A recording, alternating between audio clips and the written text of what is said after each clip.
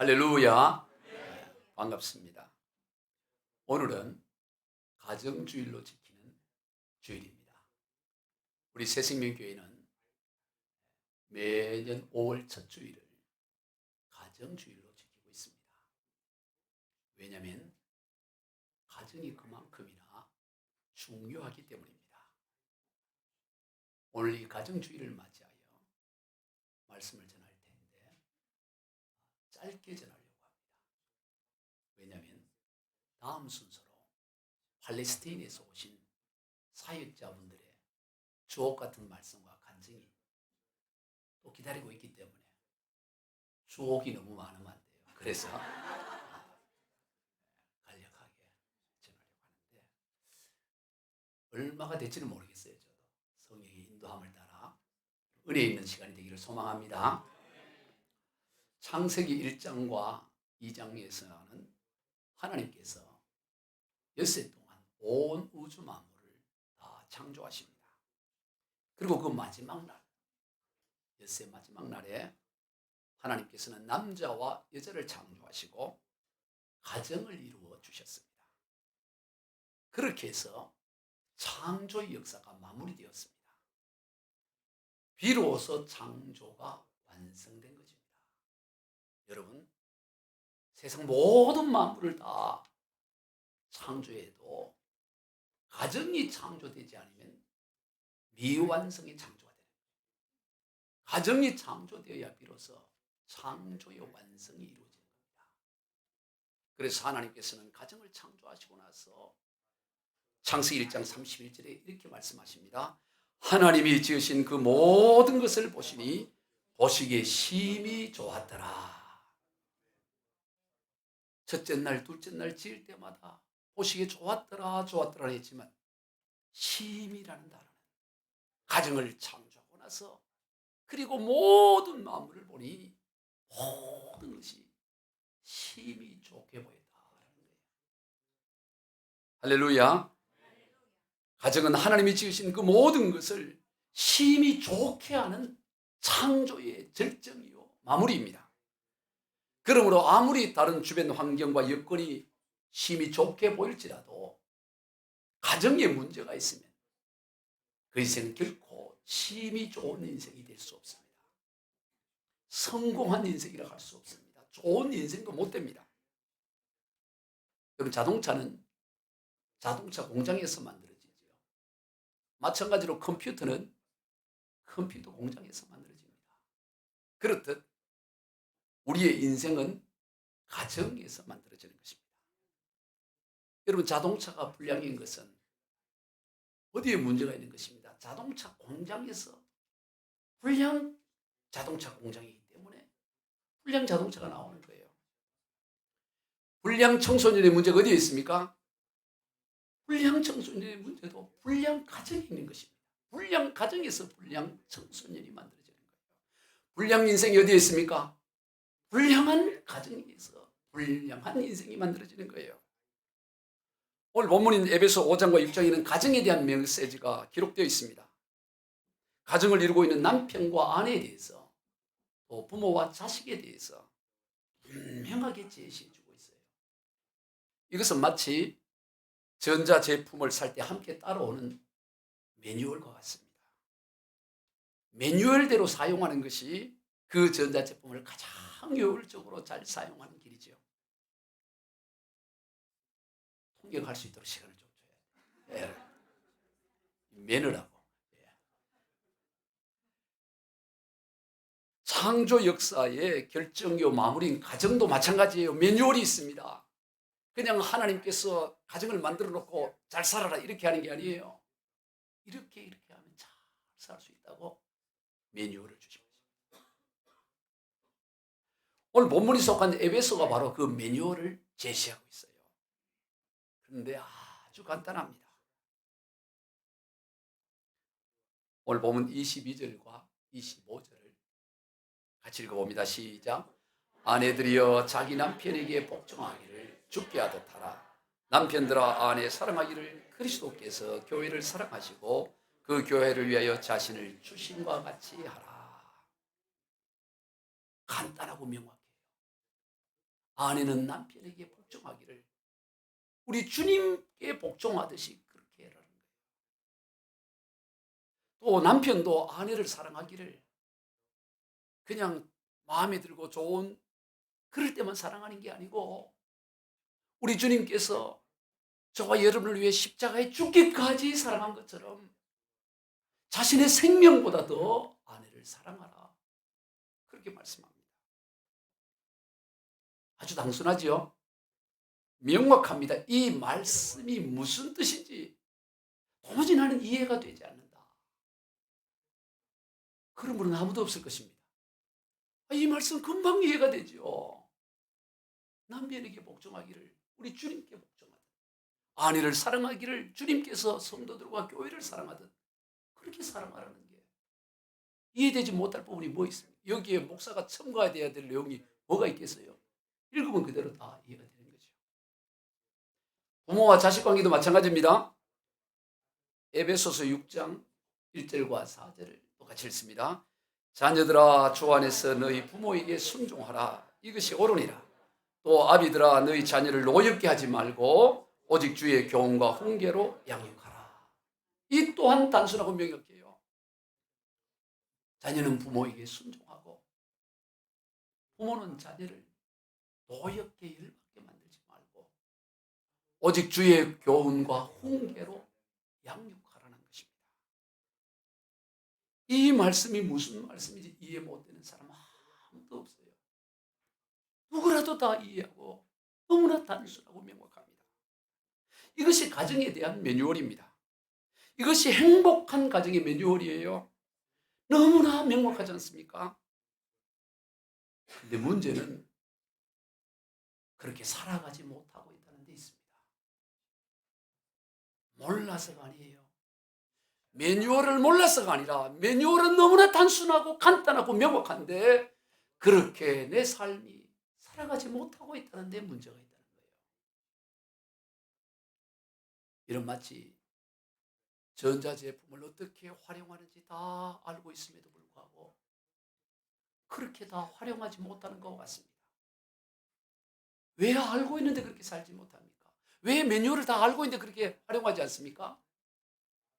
그냥 익숙한 대로, 그냥 편한 대로만 쓰기 때문이에요. 그렇게 사용할 힘이 없기 때문입니다. 여러분 가정의 매뉴얼을 잘 압니다. 그러나 그렇게 살아갈 힘이 없어요. 몰라서가 아닙니다. 남편을 주님을 대하듯 그렇게 섬기고 복종하고 남편도 아내를 자기 생명보다 더 사랑해야 된다는 것 너무나 잘 알지만 자녀를 주의 교훈과 훈계로 양육해야 된다는 건 너무나 잘 알지만 그렇게 살아낼 힘이 없다. 그게 문제인 것이죠. 그래서 가정의 매뉴얼을 말씀하시기 앞서 그렇게 살아갈 힘을 오늘 본문은 먼저 말씀하고 있습니다. 그것이 바로 오늘 본문 18절입니다. 우리 같이 읽습니다. 술 취하지 말라. 이는 방탕한 것이니 오직 성령의 충만함을 받으라. 성령의 충만함을 말씀해요. 성령의 충만함을 받아야 된다는 겁니다. 가정의 매뉴얼을 행함에 있어서 그것을 행할 수 있는 힘은 성령의 충만함이라는 거예요. 지금 우리 성경에는 절과 단락을 구분해 놨지만 이것은 1500년대 후반에 와서 된 거예요. 1550년 이후에 비로소 장과 절이 구분되었지 그 전까지는 본래 성경이 기록될 때는 장과 절이 없어 쭉 이어진 것입니다. 가정의 매뉴얼을 말하기에 앞서 무엇보다도 먼저 성령에 충만할 것을 말씀하고 나서 그리고 이렇게 살아라고 말하는 거예요.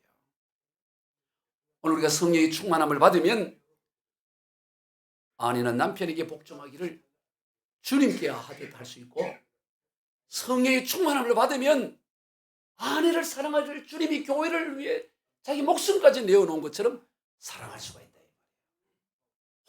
오직 성령의 충만이에요. 성령의 충만함을 받아야 부모에게도 순종할 수 있고 성령의 충만함을 받아야 자기 욕심대로가 아닌 주의 교훈과 훈계로 양육할 수가 있다는 것입니다. 오직 성령의 충만함에 달려있어요.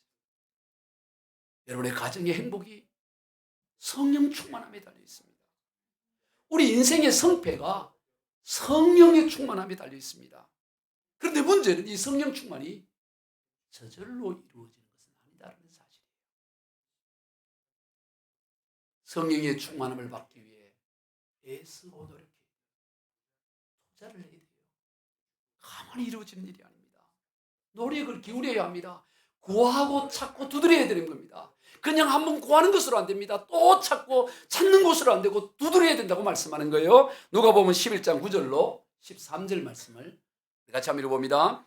내가 또 너희에게 노니 구하라 그리하면 너희에게 주실 것이요 찾으라 그러면 찾아낼 것이요 문을 두드리라 그러면 너희에게 열릴 것이니 구하는 이마다 받을 것이요 찾는 이는 찾아낼 것이요 두드리기는 열릴 것이니라. 자, 그럼 무엇을 찾고 구하고 두드려야 됩니까? 13절이죠.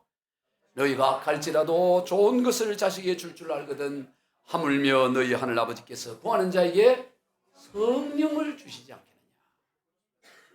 오늘 우리가 찾고 구하고 두드려야 될 것은 다른 것이 아니고 성령을 찾고 구하고 두드리라는 거예요. 왜냐하면 성령 안에 모든 것이 있기 때문에, 성령 근본 하나님이기 때문에, 성령 안에 모든 것이 있기 때문에 그 성령을 찾고 구하고 두드리라고 그렇게 말씀하는 것입니다.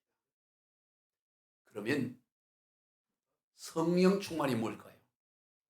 성령의 충만함을 구해야 되는데 성령의 충만함이 무엇일까요? 성령으로 넘쳐나는 것입니다. 성령의 임재와 영광이 분명하게 드러나는 것을 말합니다. 여러분, 충만하면 누구나 알 수 있습니다. 충만한지 안 한지 나도 알고 남도 아는 거예요. 그런 단계까지 이르러야 돼요. 내가 지금 성령 충만한지 안 한지 주변의 사람이 몰라요. 그러면 그건 성령 충만이 아닙니다. 자신이 지금 성령 충만한지 아닌지 자기 자신도 모른다. 그런 성령 충만하지 않는 거예요. 성령 충만하면 다른 사람도 알고 나도 알고 누구도 다 아는 거예요. 아유, 이분 지금 성령이 충만하네. 오늘 성경은 오늘 우리에게 그 단계까지 구하고 두드리고 찾으라고 말씀하고 있는 거예요. 누구라도 알 수 있도록. 성령이 충만하구나. 자기도 알아요. 성령이 충만은 넘쳐흐르는 거예요. 할렐루야. 충만하면 누구라도 알게 다 드러나게 돼요. 그게 우리가 나가야 돼요. 예전에 미국의 한인교회 어느 장로님이 그 당시에는 유튜브라든가 이렇게 SNS가 발달되지 않아서 다 한국에 관한 소식을 비디오 테이프를 빌려와서 보고 했는데 이 장로님은 한국 드라마 가운데 사극을 그렇게 보기를 좋아해요. 근데 여러분, 사극을 테이프를 빌려오는데 한두 개 빌려오는 게 아니에요. 몽창 다 빌려와요. 왜냐하면 이 드라마가 끝날 때 1회가 끝나고 2회가 되기 전에 아주 그 궁금증을 이야기하면서 끝나니까 2회를 또 봐야 돼. 그렇게 계속 봐야 되는 거예요. 그래서 하루는 토요일 날 오다 보니까 날을 세운 거예요. 그리고 주일날 오늘처럼 교회를 가야 되는 거예요. 그런데 이 장로님은 그날 교회 대표 기도를 맡은 거예요. 졸리고 밤을 새요. 피곤한데 그래도 정신을 차리고 예배를 드리고 드디어 자기 순서가 되어 그렇게 대표 기도를 하는데 너무 졸리고 비몽사몽 가문에 하나님 아버지 크신 은혜에 감사를 드립니다. 이렇게 말을 해야 되는데 졸려가지고 하나님 아버지 마마 성은이 만극하옵나이다 이랬다는 거예요. 왜냐면 자기 안에 그냥 가득 찬 게 드라마다 보니까 아버지가 아바 마마로 그렇게 했다는 거예요. 재밌어요? 그거 하나 더 이걸 준비 안 했는 건데 어느 목사님이 이 바둑에 빠진 거예요. 바둑에. 바둑. 저도 처음에 바둑이 재미있어 좀 하다가 포기했어요. 왜냐하면 이 바둑은 시간을 너무 많이 잡아먹어. 이거는 목회자가 할 만한 게 아니다. 처음 바둑을 배워서 그러니까 이제 예배를 올전일이 인도하는데 우리 강경화 성도님 같은 한 분이 머리 하얀 분이 가운데 앉으신 거예요. 그러고 나서 그 다음부터 또 머리 까만 분들이 뒤에 앉고 옆에 앉고 다 앉더니 무슨 말 할지 벌써 아는 것 같아요. 마지막 딱 앞에 앉으니까 뭐라 그랬습니까? 뭐라고 얘기했을 것 같아요? 아싸 아다리 이랬더라는 거예요. 아싸 아다리. 아다리가 뭔지 모르지요? 예, 알 필요 없어요. 하여튼 그랬다는 거예요. 그거 빠지니까 여러분, 예, 이거는 지금 이 바둑은 팔레스타인 분들은 모를라. 이게 지금 아다리가 뭔지 이게 지금 모를 수가 있어. 예. 대충 통역해요. 예. 예. 여러분, 충만하다는 것은 나도 알고 남도 아는 거예요. 자기도 모르게 다 드러나는 게 충만한 것입니다. 성령 충만이 그런 거예요. 오늘 우리는 그 단계까지 구해라는 겁니다. 성령이 흘러넘치는 단계. 누가 보더라도 성령 충만한 단계. 속에 가득한 것은 나오게 돼 있어요. 여러분, 왜 우리가 쉽게 비판을 할까요? 비판이 악우까지 가득 차 있기 때문이에요. 왜 쉽게 욕이 나옵니까? 욕이 악우까지 차 있기 때문이에요. 차 있지 않으면 나오지 않습니다. 정욕이 가득 차 있기 때문에 쉽게 정욕이 나오고, 교만이 가득 차 있기 때문에 쉽게 나오는 거예요. 왜 분노와 혈기가 쉽게 나와요? 가득 차 있기 때문인 것입니다.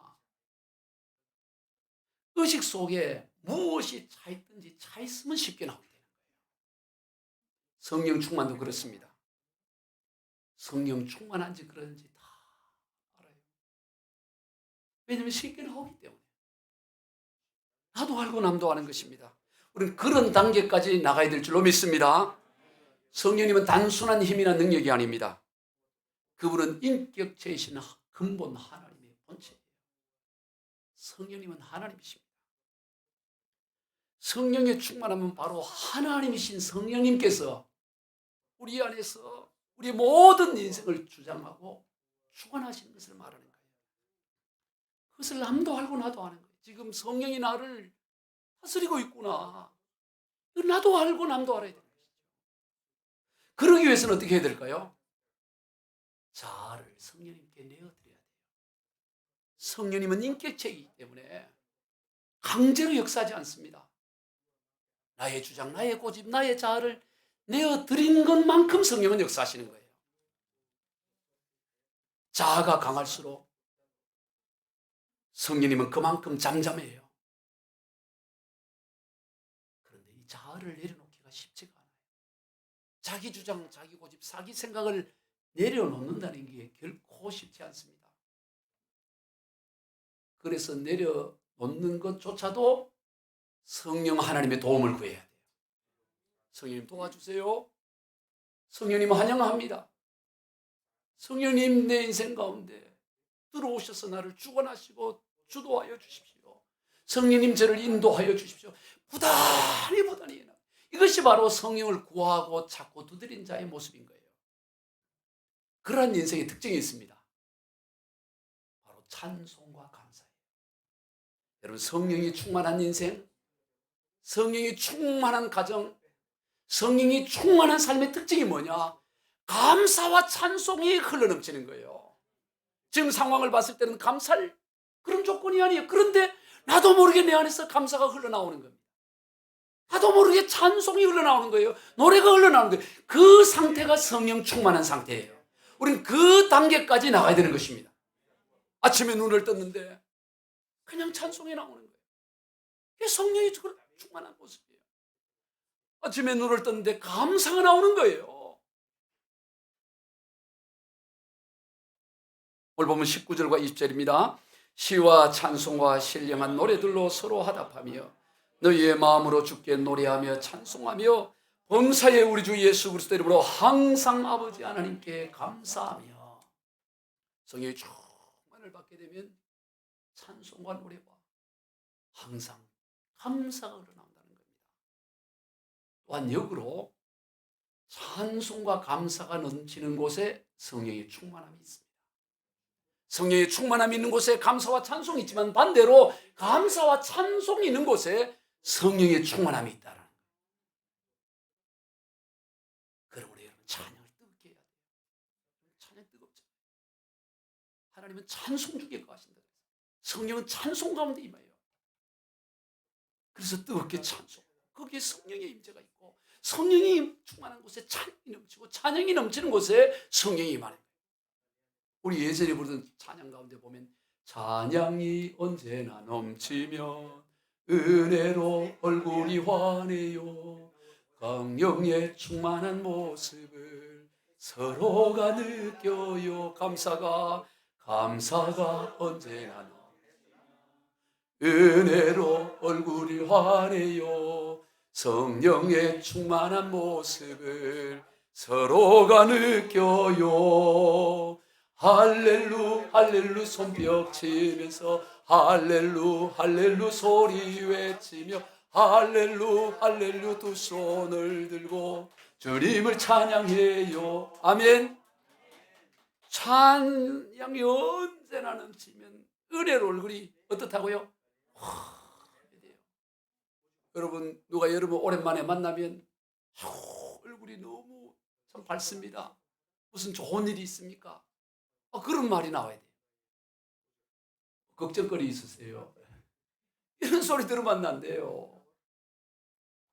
항상 성령의 충만함으로 찬양이 언제나 넘치면 은혜로 얼굴이 환하고 성령의 충만한 모습을 서로가 뭐 한다고요? 알 수가 있다는 거예요. 서로가 성령이 충만한지 아닌지를 모르는 게 아닙니다. 성령의 충만함을 서로가 느껴요. 감사도 그렇고 찬송도 그렇고 기도도 충만함이 넘치게 되어 있는 것입니다. 오늘 20절에서 범사에 우리 주 예수 그리스도의 이름으로 항상 아버지 하나님께 감사해요. 범사에 항상.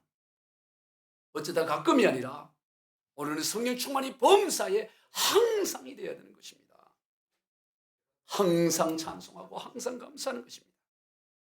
그렇게 성령이 충만하면 하나님 그리스도를 경외하고 피차에 복종하는 게 어렵지 않아요. 복종하려고 애를 쓰는 게 아닙니다. 성령 충만하면 남편에게 복종하는 게 그렇게 어렵지가 않아요.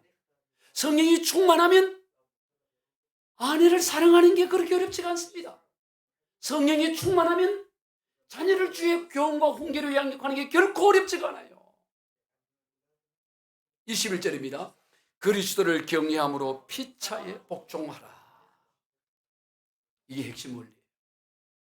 서로가 서로에게 기꺼이 복종할 수 있습니다. 피차 복종합니다. 왜냐하면 인생의 주인이 하나님이시기 때문에, 성령 하나님이기 때문에. 그래서 근본 하나님의 본체신 그리스도를 경외함으로 피차에 복종할 수가 있는 것입니다. 그것이 부부 사이에서든지 부모와 자식 사이에든지 그런 모습을 하나님 보시고 뭐라 그러냐? 보시기에 심히 좋았더라. 보시기에 심히 좋은 인생. 그러므로 답은 오직 성령 충만이. 따라해 봅시다. 답은 성령 충만입니다. 아멘. 강원도 태백에 있는 예수원을 설립한 대청덕 신부님이 있습니다. 저도 태백에 가본 적이 있는데 아주 경건훈련의 산실이지요. 그 태백 예수원이라는 곳에 그것을 세운 이 대청덕 신부의 정조 할아버지가 R.A. 토레이라는 목사님이에요. 이 R.A. 토레이는 바로 무디와 더불어 부흥운동의 선두주자였습니다. 그래서 무디 시카고 성경학원의 초대 학교장을 지냈어요. 그런데 이분이 종종 기도하기를 이렇게 했대요. 하나님, 제가 성령 충만하다고 느끼지 못할 때 함부로 말하지 않도록 도와주십시오. 성령 충만하지 않을 때 말하면 실언이 되기 쉽고 사람들의 상처를 주기 쉽기 때문입니다. 스스로 느껴서 내가 지금 성령 충만하다고 여겨지지 않으면 말을 하지 않도록 해달라는 거예요. 왜? 성령 충만하지 않은 데서 자꾸 이런저런 말하다면 실언하게 되고 다른 사람의 상처를 주기 쉽기 때문에. 하나님, 제가 성령 충만하지 않을 때 제 인생의 중요한 결정을 하지 않도록 도와주십시오. 성령 충만하지 않으면 저의 결정은 잘못될 가능성이 있기 때문이다. 어떤 일을 결정할 때도 성령 충만할 때 결정하는 거지, 성령 충만할 때는 결정을 하지 않게 달라. 왜? 성령 충만하지 않은 데서 결정하다 보면 잘못될 결정일 가능성이 있다. 여러분, 가정도 마찬가지예요. 성령 충만. 그럴 때 하나님 보시기에 좋은 가정, 좋은 인생 되는 거예요. 제가 아주 존경하는 목사님 가운데 지금은 고인이 되었습니다마는 한국대학생 선교회를 설립하신 김중근 목사님이라고 계십니다. 저도 대학생 시절에 잠시 그 CCC 활동을 했는데요. 지금 기억나는 게 그 CCC 여름 수련을 할 때 그 학생들 앞에서 백문일답을 합니다. 100가지 질문을 하는데 답은 하나예요. 그 답을 알려줍니다. 답은 예수 그리스도. 그래서 이 김중호 목사님이 질문할 때마다 그 질문들이 예수 그리스도, 예수 그리스도라는 거예요. 저도 오늘 좀 흉내를 내려고 해요. 백문일답을 하는데 물론 100가지 묻지는 않고 몇 가지만 물어봅니다. 여러분의 답은 뭐냐? 오직 성령 충만입니다. 이게 답이에요. 예수 그리스도 그 성령 충만한 상태의 모습이죠. 여러분은 오직 성령 충만입니다. 이렇게 답을 하시기 바라요. 자녀 문제의 해답이 무엇입니까? 행복한 가정의 길이 어디에 있습니까? 사업의 성공 비결이 무엇입니까? 남북 통일의 해답이 무엇입니까? 국가 부흥의 길이 어디에 있습니까? 마약과 동성 문제 해결이 어디에 있습니까? 질병에서 벗어나는 길이 어디에 있습니까? 가난에서 벗어나는 길이 어디에 있습니까? 사단 마귀를 이기는 길이 어디에 있습니까? 민족 복음화의 길이 어디에 있습니까? 세계 복음화의 길이 어디에 있습니까? 교회 부흥의 길이 어디에 있습니까? 인생의 해답이 어디에 있습니까? 할렐루야. 오직 성령 충만이. 성령 충만이. 우리 모두 부단히 성령 충만함을 구하여 성령 충만한 가정을 이루어 하나님 보시기에 심히 좋은 인생들이 다 되시길 우리 주 예수 그리스도 이름으로 축복합니다. 기도하겠습니다. 하나님 아버지 감사합니다. 오늘 가정주의를 맞이하여 하나님은 오직 성령 충만함으로 하나님 보시기에 심히 좋은 가정이 되게 하시고 심히 좋은 인생이 되게 하여 주시옵소서. 예수님의 이름으로 축복하며 기도하옵나이다. 아멘.